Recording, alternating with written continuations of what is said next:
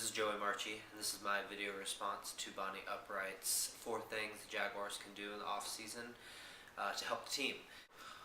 Develop traditions. I've been talking a lot lately about developing team spirit for the city, and I think that could also help the Jaguars. So I think what we need to do is look around the league at some of the other team traditions that more popular teams have. For instance, the Lambeau Leap. Washington Redskins have a fight song. The Jaguars don't really have any in-stadium or game day traditions that I'm very much aware of, other than the first down chant, and even that is not widely known within the stadium. So I think investigating some other game day traditions around the league and seeing what works in other cities, maybe bringing some of those here, or possibly developing our own game day traditions. I don't see anything wrong with even borrowing the idea of the terrible towel and turning it into the teal towel. Those kinds of things are visually effective and have worked in other places, and Jacksonville is good at taking things that work in other places and applying them here. So that's number 1, is develop more game day traditions.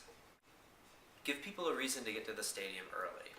I think a big issue with a lot of people is game day concessions. Now, my philosophy is I go to the stadium early, I bring food, I eat at the parking lot and tailgate area.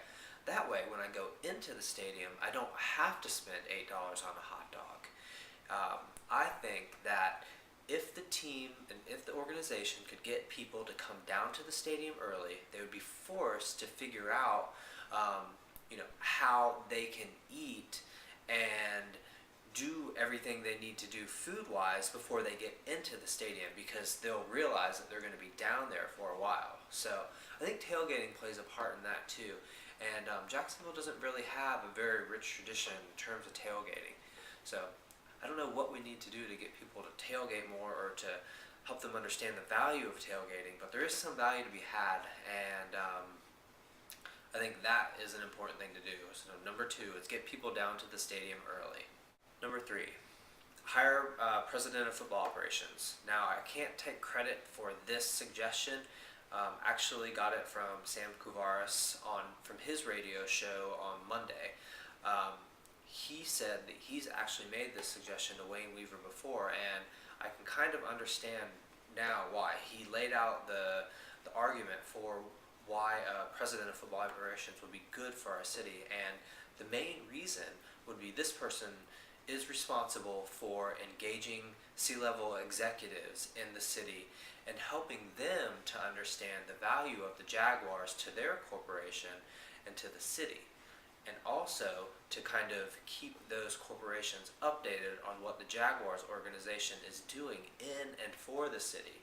Now, a lot of people think that the key to selling out the stadium on a regular basis is to have a lot of tickets bought by corporations in the city. And in larger markets, that's true. For instance, Dallas has very expensive seats, and a lot of those seats are bought by corporations. I think by having a president of football operations, Jaguars could be a lot more proactive in engaging the business community. So that's number 3. Hire a president of football operations to engage the business community and inform them on what the Jaguars organization is doing in and for the city. Number 4, use social media to engage the fan base all year round.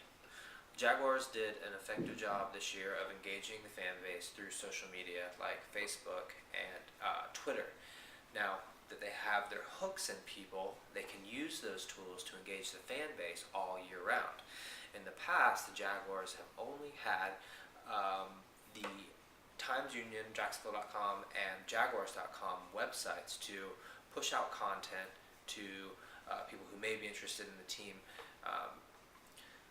You have to get those fans that are marginally interested in the team and keep their interest going year round.